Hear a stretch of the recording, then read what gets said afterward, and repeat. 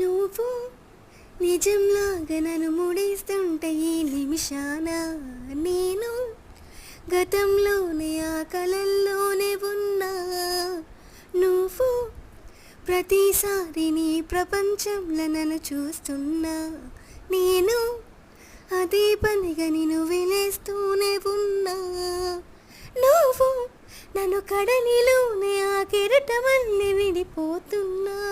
నేను ఒక మనసు లేని శిలలాగా మారినానా.